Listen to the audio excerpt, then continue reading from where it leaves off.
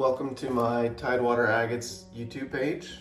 Today I'll be going over the All You Need High-Tech Flat Lap, and this is the 8-inch model. I've had it for about 2 weeks now, and I've been pretty successful on making some high quality mirror finish agates.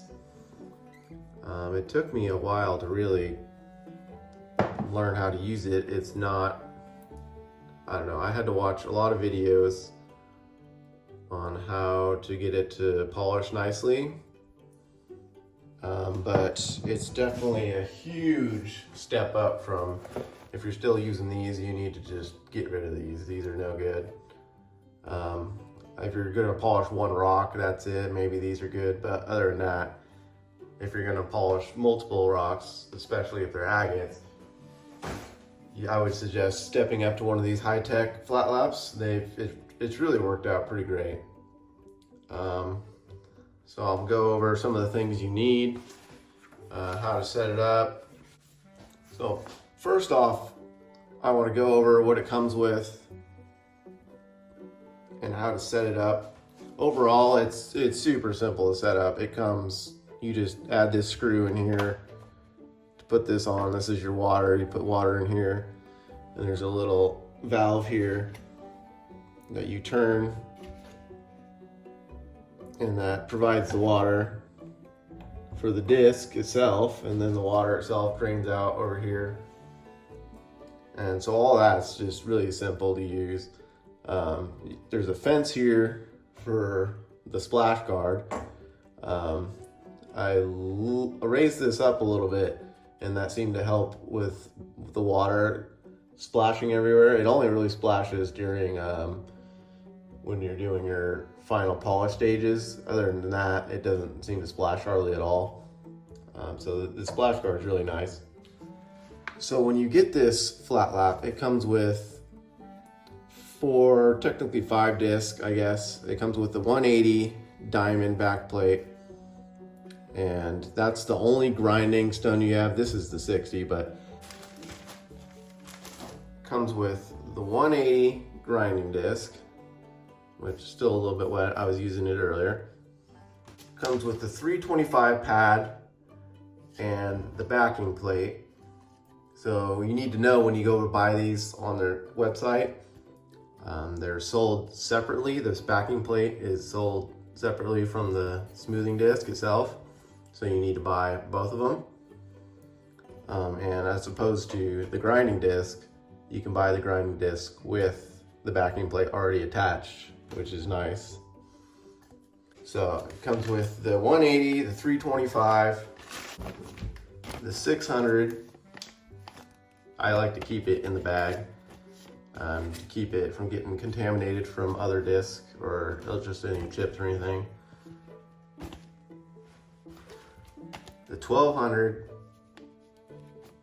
and then comes with a polishing pad, which is the white pad, and a backing plate. And then it comes with the 14,000 diamond paste and a syringe. And this is what this pink stuff is. I just kind of put it dotted all throughout the whole thing evenly. And that's all the disc it comes with. And I've learned that this is not enough to do what I'm trying to do. So I'm cutting these really rough looking agates with a tile saw. That's just what I have at the moment. I would like to upgrade eventually to a bigger 10-inch saw of some sort. But with the tile saw, it leaves pretty good marks, and the 180 grit pad is just not enough to grind these down fast enough. So I purchased the 80 and the 60 grinding disc, and that's just made my life so much easier. I started out with just the 80, and it was working fine, but then I just decided that if I got the 60, it would probably save me a lot more time, and it has. So I've also purchased the 60 grit diamond disc. That's for doing the rough stuff. And then I got the 80 disc which also helps doing some rough stuff. I also purchased a 260, which is a good transition from your 180 before you skip up to the 325, because that's not going to work. And I also got the 220 before I get to the 325, and just using all of these has really made my life so much easier. Right after the 1200, the 3000 is a good disc to use, and some people actually will stop at 3000 because it gives you a pretty nice shine. But I keep going. I go to the 14,000 after that. I also got their 50,000 diamond powder. This is what this is right here. And honestly, I haven't noticed a huge difference between the 14,000 and the 50,000. But there is a little difference, but not much. I think stopping at the 14,000 is a good place to stop. So yeah, overall, I ended up buying pretty much all the discs they had, and I think it's pretty necessary. I tried cutting corners at first and just being cheap and buying just a few more extra discs that I thought I would use, but it turns out it's just so much easier just to buy them all, and that'll make the process a lot better, and it'll make the results, as you can see, just so much better. Here's a nice carnelian I did. These agates are actually going to be for sale on my Etsy page if you're interested in buying any of them. You can find the link if you follow me on Instagram or YouTube or TikTok or whatever. You can find my link on the page, but it's just Tidewater Agates Etsy page. So this is where the water goes. The clean water goes in here. You never want to reuse this water. Right here is how you control your drip. And I like a drip about like that, especially for the grinding stage. You want a little bit more water during the grinding stage. On these grinding discs, you want to make sure not to exceed 4. When you're doing polishing, or when you get to any of the polishing steps, you can go all the way up to 6, but when you're using the grinding disc, you never want to go past 4. I usually run it about 3 or 3.5, right in here somewhere. So yeah, your water's going to come in here, it's going to fall underneath, and it's going to drain out to here. And then I have a bucket right here. I just throw the wastewater in there as I go. And then also I have right here, I have just a bucket of water, clean water, that I'll dip my rock in before I grind it. And then once I'm done grinding it, I want to check it, I'll dip it, and that'll get the excess rocks and silt that builds up on there, and it'll fall down to the bottom. And then I'll dry it off with a rag, and then I'll see what scratches are left in it. Obviously there's big scratches in this one still. I also have just a jug of water here, clean filtered water, and that's what I use to put in here. And that's a nice way to just have water next to you. That'll last a couple hours probably or so. Here I have some rocks I want to polish here pretty soon, some paper towels. I use a respirator mask, just so I'm not breathing in. You're not breathing in much dust at all anyways, because the water, if you have the water running, it's gonna absorb all that dust anyways. And then the glasses keep chips from going in, and then I have some headphones. Just, it's not really loud, but I like to listen to music or watch a baseball game or something. And then I have just, this is a dish drying rack here, and it's a great way to organize all your discs and let them dry out a little bit. I like to keep the plastic on them once they're dry, just to keep them from getting contaminated from dust or debris or whatever. And then I have, this is the syringe with the 14,000 diamond grit. And then here's the 50,000 powder. I just keep that stored right over here as well. But overall, this thing has been really great to use, really easy to set up. I mean, it pretty much comes set up already. I told you I adjusted these screws and raised this up a little bit to keep the water from splashing out. And then other than that, all you have to do is add the screws in the bottom here and underneath the water. And that's pretty much all you have to do, and it's ready to roll. So another thing I'll mention is I am not sponsored by Hi-Tech, but I did sign up for their affiliate program. And when you do go to buy these extra discs or any of the paste or any accessories, you can use my code. It's TW Agates for Tidewater Agates, all in capital. I'll put that right here. And there's a link in my bio that you can use to get to the Hi-Tech page, but that'll save you 10% on all your accessories, not on the saws or flat laps or any of that itself, but just on the accessories. But these, I mean, this is $80 right here, so there's, you're saving yourself a few bucks there. So for this video, I'm going to be polishing down this Brazilian agate, both sides. You can see how rough it is. It's got lots of saw marks. Alright, so to begin with, on this flat lap, since these are so rough, again, I used the tile saw. It's got big saw marks, as you can see in them, deep gouges. I'm going to use this 60 grit to just get this flat. And all I'm going to do is keep this on here, move it around on here like this. I like to move my rock around onto here. So you want to touch all these different little diamond grits to make sure this evenly moves down. One thing I've noticed with these discs is when they're brand new, they seem to be super sharp and super rough, and it seems like there's a break-in period with them. And it takes about, I don't know, probably 1 or 2 stones really, to break this in to where it's really grinding evenly and smoothly and doing what it's gonna do for the rest of its life. I don't know, honestly, how long these discs will last. They seem to be holding up really well I've done probably about 15 rocks so far, so like 30 pieces maybe, and they've held up really well so far. But the first few rocks on each disc seem like, there's a few extra scratches and they're just a little bit rougher, and it just takes some time to break them in. So just know that going in.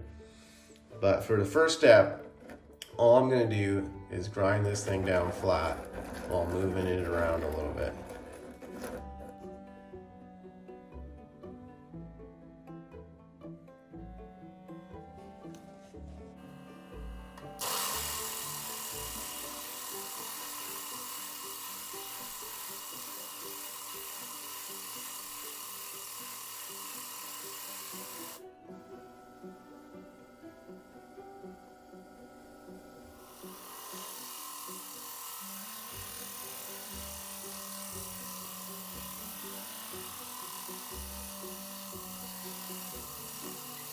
Now I want to talk about pressure and how you should be applying pressure to this stone.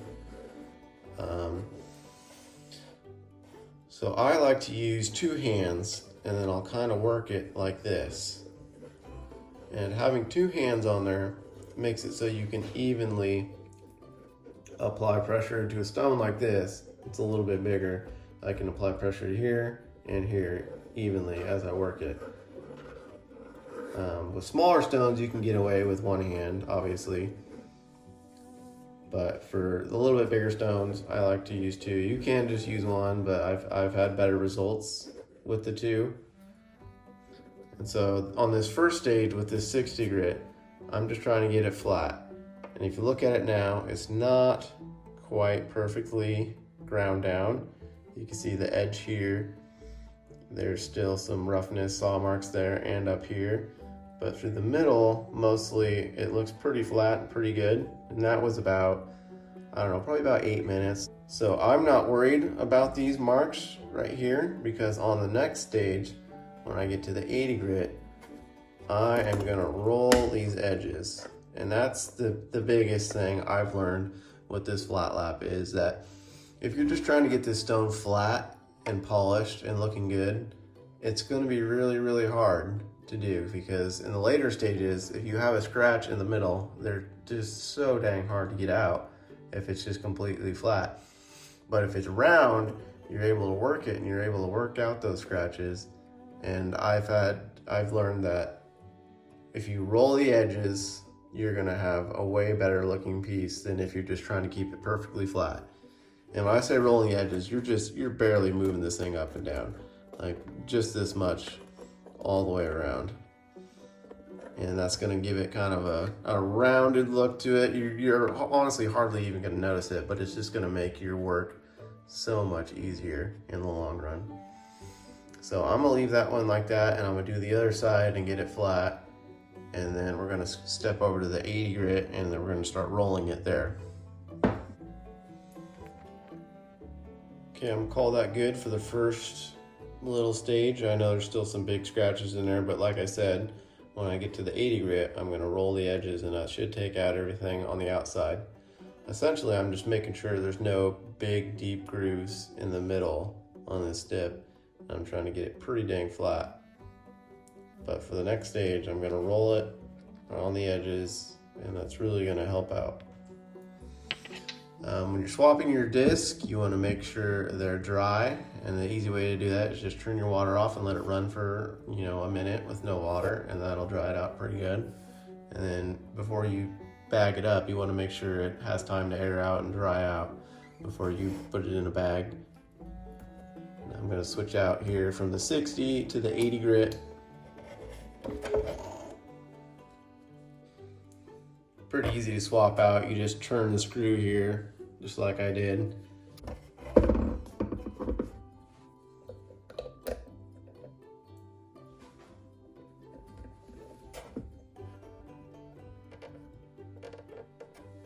All right, so when I'm rolling these edges, so I'm gonna be leaning it forward and back like this, and then side to side. So this disc is gonna be rolling this way. So I don't really wanna be pushing down like this ever, because that could make it grip and potentially rip it out of your hand. So you wanna be lifting like this. So I'm exaggerating it now, obviously, but since the blade is gonna be turning like this, you want it to be tilted like that instead of having it dig in. But then I'm gonna roll the edges like this. Rolling the edges is the best trick that I've learned so far for making a great final product. Yeah, like I said, when I was doing the flat, just keeping it flat the whole time, I would get a scratch at some point in the middle, and it would just be almost impossible to get it out in the later stages. So the first 3 or 4 stages, depending on what disc you buy and what you're using, are the biggest steps, the most time consuming. I just spent, maybe 20 minutes just getting these flat, both sides. And if you can get the first few steps down and you can get all the scratches out, by the time you're done with your 220 polish, the rest of the steps will go by really, really quickly, and you'll have the best finish. But if you can't get them out by the 220 polish, you're going to be struggling the rest of the time to try and get out scratches, and it's just going to make your life really hard. But just know that this whole setup, this whole thing, it takes time. I did 3.5 rocks last night, so 7 pieces, and it took me probably 5 or 6 hours to do them all. I was kind of doing it on my own time, but it takes a lot of time. It's not a fast process at all. But if you want them to turn out good, you really have to take your time and do it well. And obviously, I've only been doing this for a couple weeks, so I'm no expert. This is just what I've learned in the last couple weeks.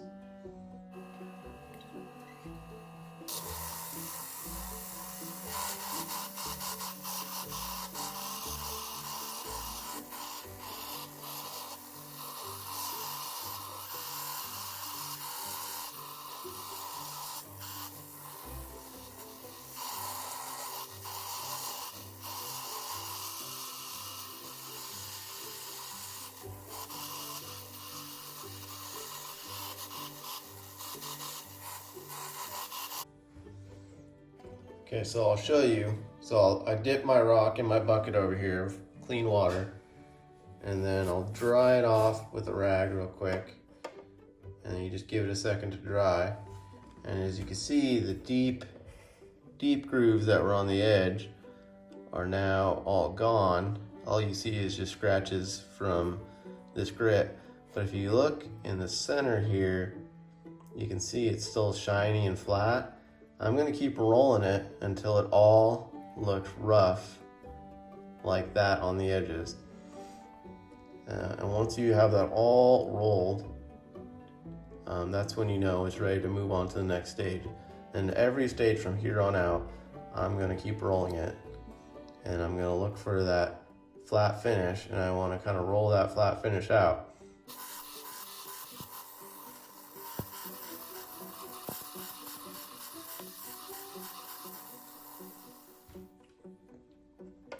All right, now you can see that flat spot in the middle is officially gone. And I've rounded it. I mean, you can hardly tell it's rounded, but it is rounded just a little bit all the way around. And that flat spot in the center is now gone. So now I know this one's ready to move on to the next step. Now I'm gonna do the same thing to this side. I'm gonna round this one as well, and then we're gonna move on to the next stage. Okay, I've finished with my 80, and I've got it shaped the way I want it. The edges are just slightly rounded, you can hardly see it. But I had rounded all the edges all the way around, and now it's ready to move on to the next stage.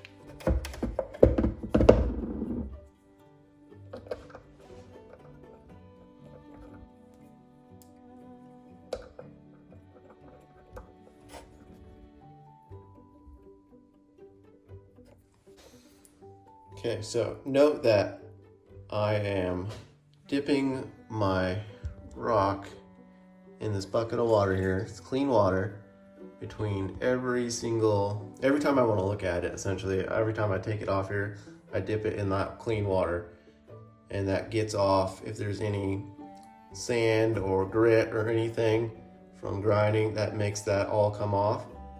And then I'll wipe it down with a rag and dry it. And that'll be able to, once you dry it, that's how you're gonna be able to see your scratches.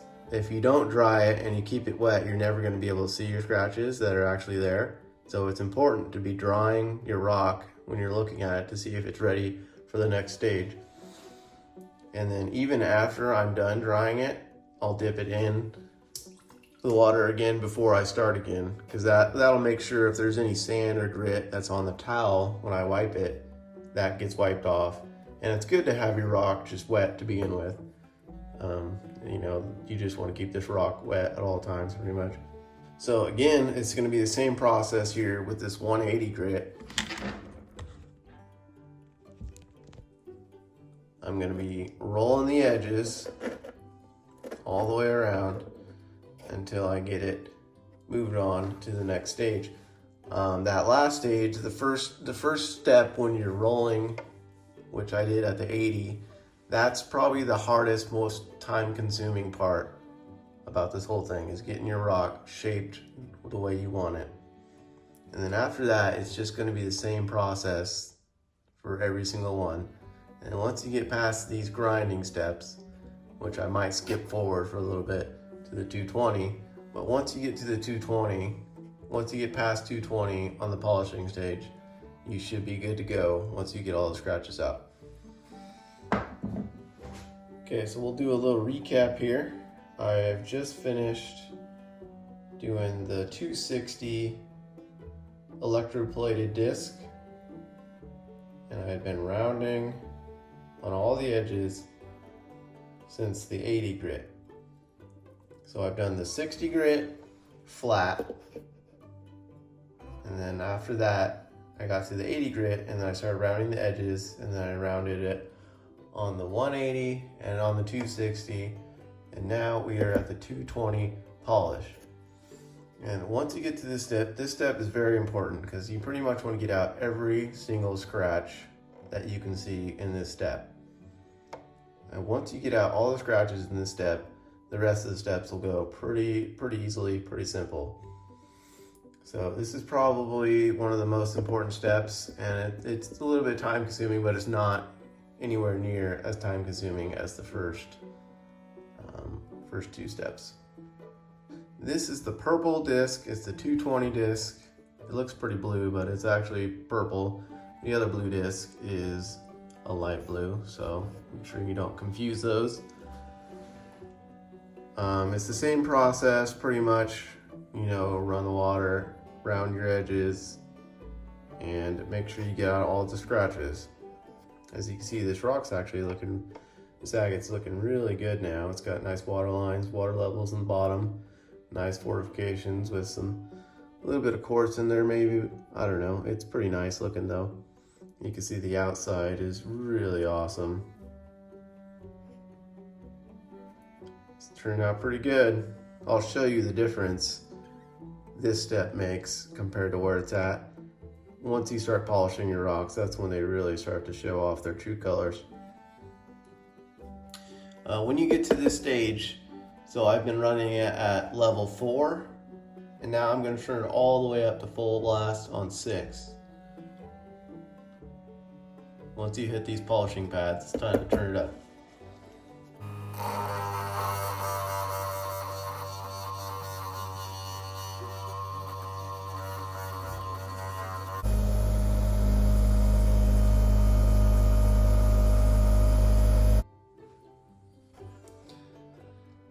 Okay, I've just finished with the 220 disc.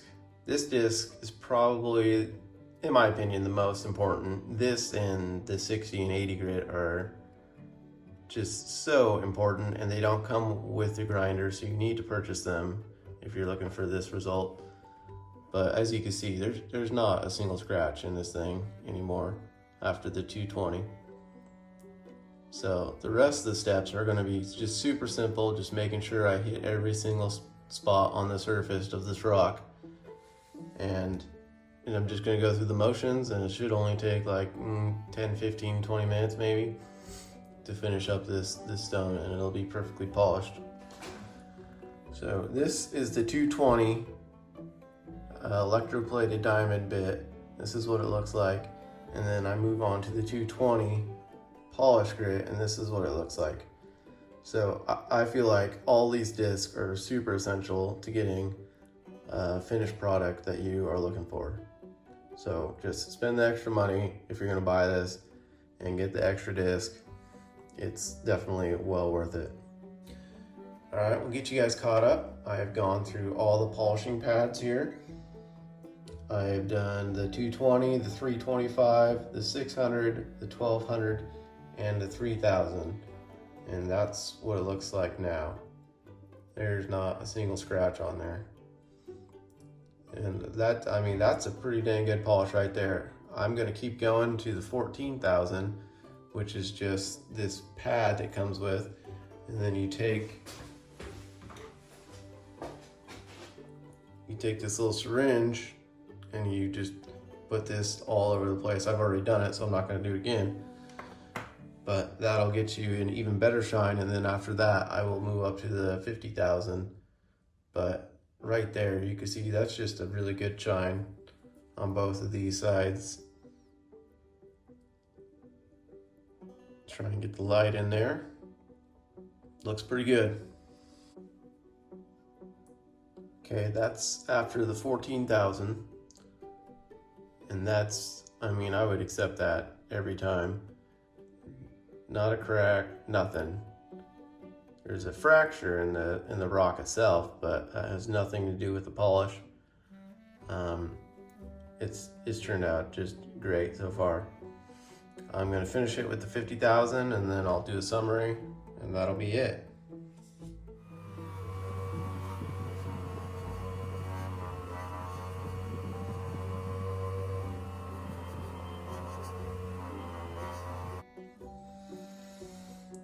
Well, here is the finished product after the 50,000.